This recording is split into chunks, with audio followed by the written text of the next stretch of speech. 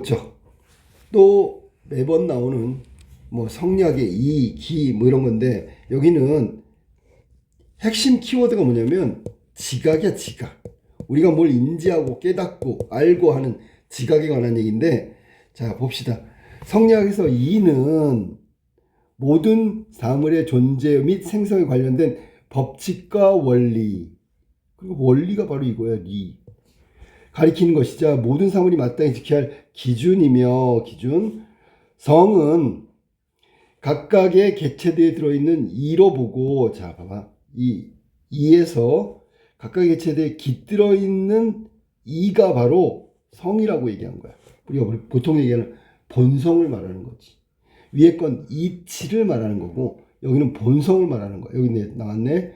자, 그 다음에 기는, 기라는 게 또 나왔어. 여기서는 이하고 성하고 기인데, 기는 이에 의거하여 이걸 가지고 현상세계를 구성하는 실질적인 재료로 만물을 이루는 기본 요소다. 그러면 이의 기본 요소는 기가 돼야 되겠지, 그지? 그 다음에 정은, 자, 정. 인간에게 잠재되어 있는 본성이 어떤 외부 사물 또는 사건을 대면할 때 드러나는 마음의 양태, 모양, 태도, 기의 영역에 속한다. 그럼 여기 지금 해놓은 게 이런 거야. 이하고 기를 얘기하는 건데 그 안에 있는 애들이 얘하고 얘가 있다. 이런 식으로 얘기한 거지. 그지? 그래서 기준은 이와 기인데 이에는 성이 있고요. 기에는 정이 있다. 이런 얘기한 거야. 자, 그 다음에 성리학에서 정은, 마지막 정은 외부 사물에 대해 표출하는 인지적, 정서적 반응의 총칙이다. 그러니까 우리가 외부 사물을 보고 우리가 깜짝 놀랐어. 그러면 그건 정이라고 얘기하는 거야. 우리 흔히 얘기하는 정서를 말하는 거지. 예를 들어 말이지. 맛있는 음식을 보았을 때, 자, 이게 맛있는 음식이 바로 외부 사물이고요.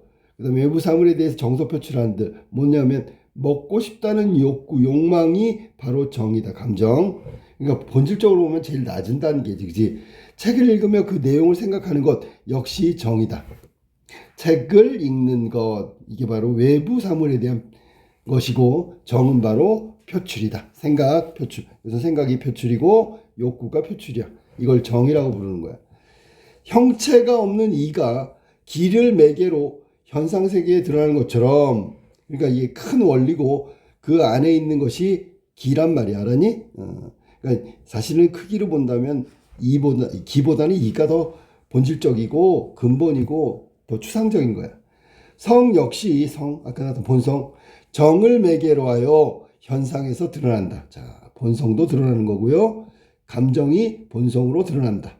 그러니까 정을 통해 성이 발현되는 거야. 그럼 정은 외부 사물에 대한 표출이니까 감정을 얘기하는 거고 보여지는 거니까 기에 해당된다고. 자, 그 다음에 즉 인간의 본성은 형체를 갖지 않는 원리이기 때문에, 그치, 우리가 본성을 볼 수는 없으니까 그것이 발현될 때는, 겉으로 보여질 때는 정의 형태로 드러나는 것이다. 이미 다 나왔어. 이에는, 기에는, 여기는 성이 있고요. 여기는 정이 있어요. 정을 통해서 본성을 드러낸다. 그리고 이는 본질적으로 추상적인 거니까 기를 통해서. 그러면 이게 순환 구조로 본다면 이의 발현은 이런 식으로 해서 나타난다고 볼 수 있겠지. 그지? 성리학에서 성이 정의 형태로 드러나는 것은 마음이다. 자, 여기서 본성이 마음의 형태로 나타나는 것을 마음이라고 얘기했어. 당연한 거지. 그지? 곧 심이라고 하는 것이다. 심하고 정은 다른 거야. 성에서 반대로 정으로 가는 걸 지금 얘기해서 마음, 심이라고 얘기한 거야. 이렇게 간 걸 심이라고 얘기한 거야. 이 심과 연결된 지각, 우리가 얘기하는 논의의 핵심, 지각이다. 지각과 관련하여 17세기 초기의 유학에서 논변이 났어. 그러니까 논변이라는 건 뭐냐면 어떤 논리나 주장에 변화가 생겼다, 그런 얘기야. 자, 17세기의 주작 문헌에 기재된 각종 어구와 주석의 주의의 의도와 맞는지 꼼꼼하게 점검하는 학문이 진행됐어. 자, 의도와 맞는지 꼼꼼하게 점검하는 학문.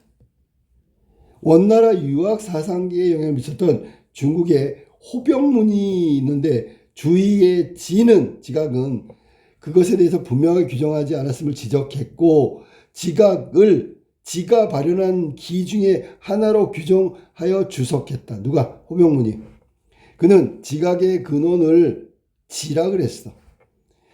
이는 지각이 기이고 지각의 이는 지임을 의미한다. 그러니까 지각의 이는 원리는 지에서 오는 거고요. 그 다음에 이 지각은 기에 해당되는 거다. 17세기 조선의 학문적 분위기 속에 김창엽이라는 인물이 호병문의 견해에 대해서 반대하는 주장을 했어. 자, 그러면 아까 얘기했죠. 지각의 근원은 뭐라 했냐면 지라 그랬단 말이야. 아마 요거에 대한 반박일 거야. 그의 주장은 마음에서의 지각과 관련된 논쟁을 일으켰다. 자, 그러면 뒤에 나온 김창엽의 얘기를 한번 볼까? 지각에 대한 논변의 쟁점은 지각의 근원에 가는 건데 성략의 지각은 심, 즉 마음에 가지고 있는 감각, 인식, 판단 등과 관련된 능력을 통틀어 가리키는 개념이다. 성략적인 지각은 심이다. 마음이다. 인지, 판단. 자, 김창엽은 마음을 기 중에서도 가장 빠른 기라고 보는 주위의 입장을 그의 정설로 보고 이가 현실에서 실현되는 과정의 본성. 자, 첫 번째가 본성이고요. 그 다음에 마음이고 순서로 생각했다. 본, 마음, 정. 자, 됐어? 이러한 생각을 바탕으로 그는 지각을 운영하며 정을 발현시켰다고 주장했다. 이러한 생각을 바탕으로 했으니까 앞에 걸 가지고 이야기한 거야. 본성에서 마음, 마음에서 정. 그러면 뭐가 추가됐냐면 얘가 하나 추가된 거잖아요, 지금. 성략적 관점으로 보면 마음에서 이런 것들이 실현되는 거, 지각은 심에서 온다고 그랬는데 김창엽은 본성으로부터 시작됐다는 얘기야. 이해됐지? 본성에서 마음, 정의. 그는 마음이 지각을 운영하며 정을 발현시킨다고 주장했다. 본성인 인의 예지, 그게 마음에 담겨 있고, 그러니까 근원이란 말이야. 마음이 지각을 운영하여 인의 예지를 각각 해당하는 정인, 측은, 수호, 사양, 시비. 우리가 이거 알고 있지? 4단 7정에 4단에 해당되는 거. 측은지심, 수호지심, 사양지심, 시비지심의 정으로 발현된다. 그러면 이 정의 발현은 뭐로부터 온다? 마음이 지각하여 인의 예지에 해당하는 정인 것에서부터 시작된다. 가령 다른 나라를 공격하는 악한 행위를 목격했을 때, 악한 행위에 대한 목격, 마음은 그 안에 담겨있는 본성 중에서 의를 근거로 지각을 운영해 불의를 부끄러워하는 감정인 수호의 정이 발현된다. 자, 부끄러워한다. 수호지심. 이러한 입장에서 그는 지각을 마음의 본유 능력으로 보고 지각의 근원인 지가 아니라고 주장했다. 지각을 마음의 본유 능력, 마음으로부터 온다. 그러니까 위에서 말한 성략적 사고로 본다면 지각의 근원을 뭐라고 봤냐면 지라고 봤잖아. 여기 위에 보면 지각의 근원을 지라고 봤다고. 이게 호병문의 얘기잖아. 호병문은 지각의 근원을 지라고 그랬는데 여기는 김창엽은 마음의 본유 능력으로 보는 거야. 지각의 근원은 지가 아니다. 마음의 본유 능력이다 라고 주장했다. 그에 따르면 김창엽에 따르면 본성으로서의 지는 옳고 그름을 판단하는 기준, 위에서 말한 시비라는 거지, 그지? 제시하는 준칙 또는 근거이고, 자, 지는 근거고, 마음은 지각을 운영하여 시비를 분별을 실행하는 주관자다. 주관자니까 여기 중심이 된다는 얘기지. 이러한 그의 입장은 현상세계의 이의 실현이 기의 작용에 의해서 이루어진다는 성리학적 입장과 부합한다. 그러니까 성리학적 입장하고 똑같은 게 바로 그거야. 즉 여기서는 우리가 지각이라는 건 마음의 본유 능력이라고 얘기했고요. 시비를 분별하는 것도 역시 준칙이 있어야 되는데 바로 그게 지로부터 온다. 그러니까 마음의 본유 능력은 지가 되고요. 그 지의 근본이 되는 건 그 주관자, 시비를 분별 실행하는 주관자로서의 준칙. 그거에 해당된다. 예를 들어 인이라는 이는 자 이게 추상적이고 원리에 해당되는 거지. 마음의 기라는 것의 작용에 의해서 그 다음에 측은한 감정 정이 현실 세계에 이루어지는 것이다. 이렇게 얘기한 거야. 자, 그 다음에 마무리. 마음과 지각에 대한 김창엽의 주장은 본성과 정을 객체라고 보고 있고요. 마음을 주체로 놓음으로써 마음의 위상을 부각시키는 입장이다. 이게 마음이 핵심이란 말이야. 이러한 그의 입장에 대해서 비판적 의견이 등장하였고 이는 토론의 이희조와의 지각 논변으로 노론 이희조와의 지각 논변으로 이어졌으며 이 논변은 훗날 호랑 논쟁의 모태 중에 하나가 되었다. 자, 이거 호랑 논쟁은 다른 지문이 있으니까 나중에 기회가 되면 한번 보도록 해. 자, 그래서 이 글은 읽고 났더니 지각에 관한 얘기를 하고 있어. 지각. 아까 핵심 키워드가 지각이라 했잖아. 그 중에서 김창엽 얘기를 중심으로 이야기했는데 김창엽은 아까 호병문하고 반대 입장이고 여기 이희조하고도 또 반대 입장이란 말이야. 그러니까 이게 어떤 부분의 반대인지 잘 알아두면 좋겠고 자, 그 다음에 이 첫 번째 문단에서는 무슨 얘기를 했냐면 첫 번째 문단 여기서는 이가 뭔지 기가 뭔지 그리고 이 속에 있는 성이 뭔지 기 속에 있는 정이 뭔지 이런 거에 대한 개념풀이를 했단 말이야. 즉 성리학에서 말하는 이런 것들의 의미가 뭔지를 밝힌 거야. 자, 그 다음에 두 번째 문단에서는 자, 호병문의 얘기를 했었지, 그지? 이 두 번째 문단은 호병문이 생각하고 있는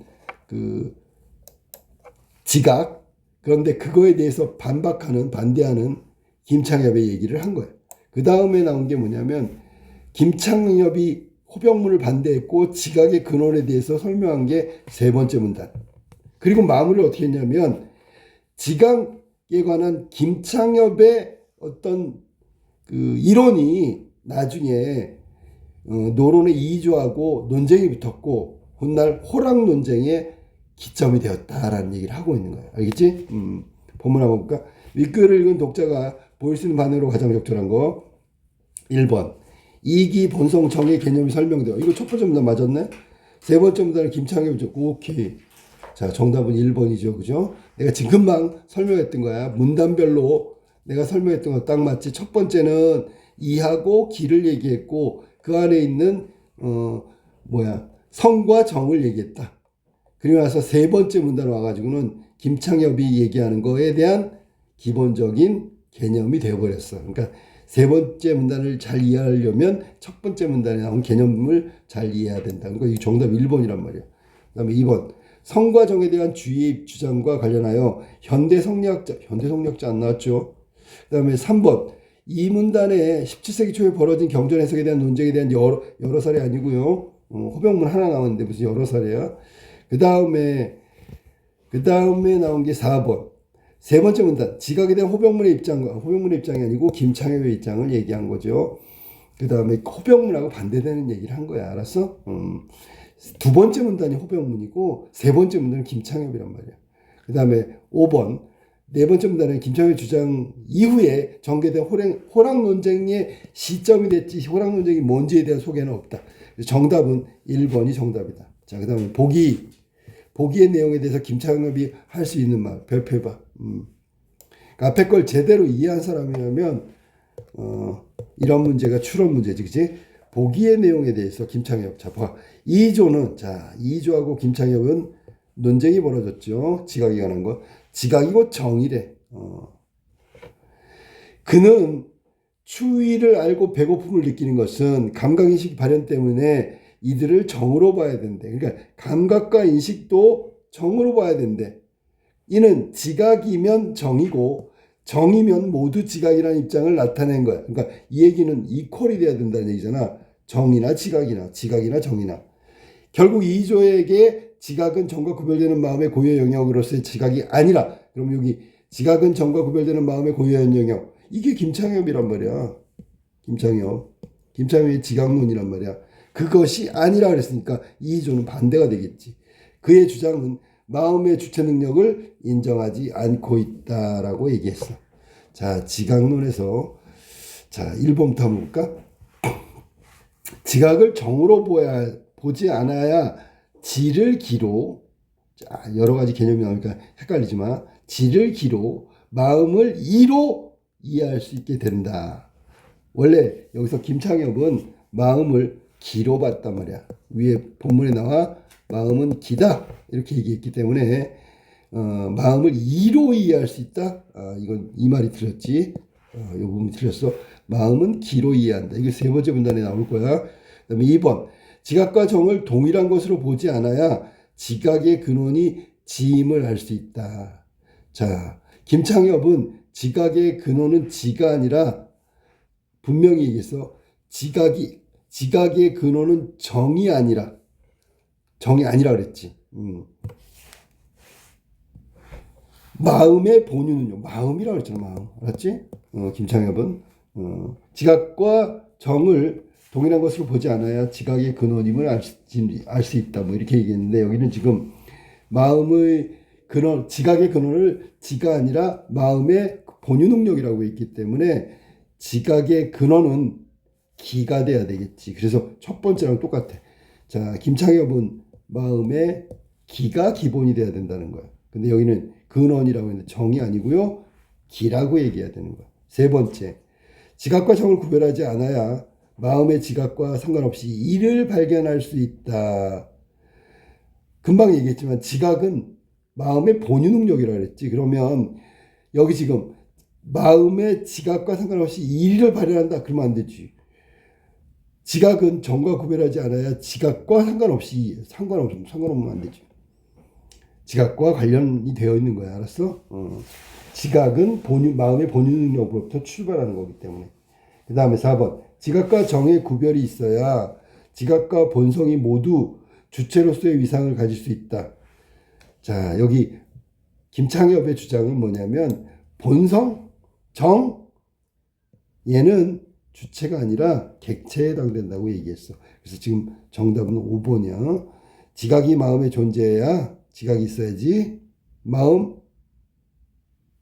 지각의 근원은 마음의 본유 능력. 이의 실현이 마음의 기의 작용에서 이루어질 수 있다. 기의 작용은 바로 마음의 기가 근원이 된다고 아까 얘기했던 그 부분이야. 그 다음에 이 전체는 이걸로 포함할 수 있죠. 얘가 뭐냐면 이걸 설명한 거야.